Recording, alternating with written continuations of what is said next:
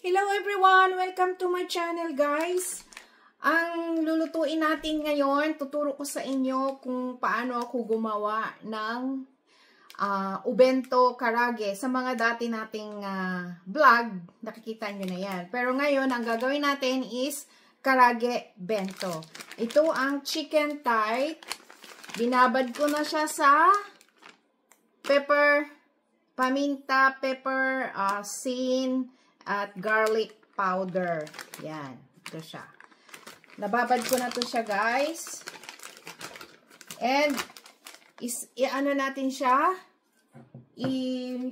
I-marinate nyo muna, guys, ha, ng mga, kahit sandali lang, mga 10 minutes. Yan. And, gagawin natin is, kasi i-deep fry natin, so, kailangan natin ng harina at cornstarch. Okay? Wait lang. Ito guys, kasi i-deep fry natin, gagawa tayo ng flour para sa pag-deep fry. 3 tablespoon ng harina, flour, and 3 to 3. 3 tablespoon din ng cornstarch. Yan. Para crunchy siya. Here we go. Yan. And ito, timplahan to ng ito tawag dito. Paprika, garlic powder,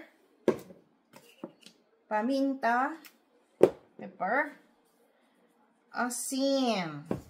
So, haluin ninyo guys. Nang mabuti.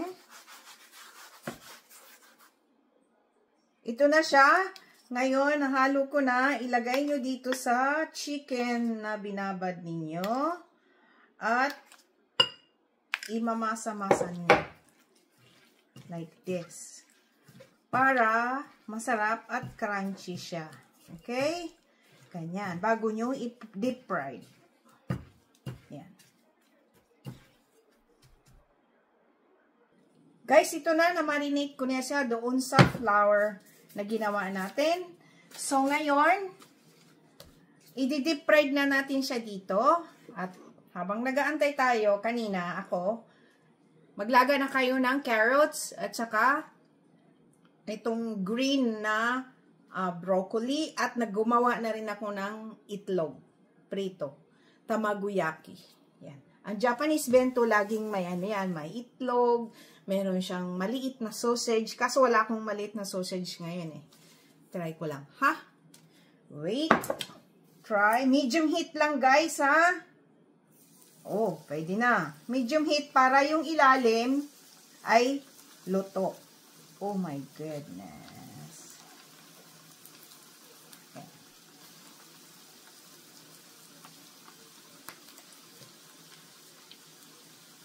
Aywan ko kung kaya nyong gawin ito guys.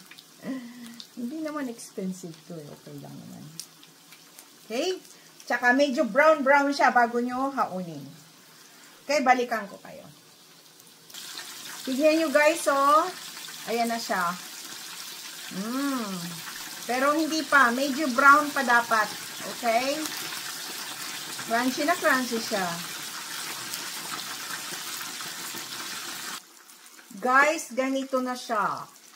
Ganito dapat ka-brown. Okay? Huwag masyadong brown na brown sunog. Simple lang, ganyan. Oh, napaka-crunchy kaya niyan. Wow. Yan. So, iluto na natin yung iba. Okay? Guys, tingnan nyo, oh. Ganito. Oh. Sarap. Guys, ito na siya. Nagluto na rin ako ng kanin. Ito na siya. So, ilalagay na natin dito ang karage bento. Kanin muna.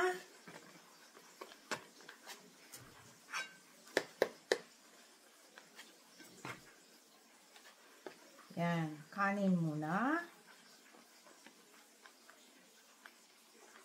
And wag yung kalimutan guys na maglagay ng furikake. Japanese furikake. Ito siya. Yan. Ito siya. Ano to siya eh? Salmon furikake rice seasoning. Yan. Lagyan nyo. Pang ano kasi to guys eh? Appetizer. Yan. Ganyan. Okay? Next, ilalagay natin ang chicken sa ibabaw. Wag muna. Ito muna. Ang unahin natin pag-design is yung ating ito. Kamayin ko na malinis naman yung kamay ko. Naghugas po ako. Yan. Yan. Yan. Yan. Para maganda ang ano nyo guys, o bento, kailangan meron din kayong yellow color is tamagoyaki. And meron din kayong carrots na nilaga. Pag naglaga kayo ng carrots, simple tempahan nyo ng asin. Asin lang. Yan. Ayan na. Yan.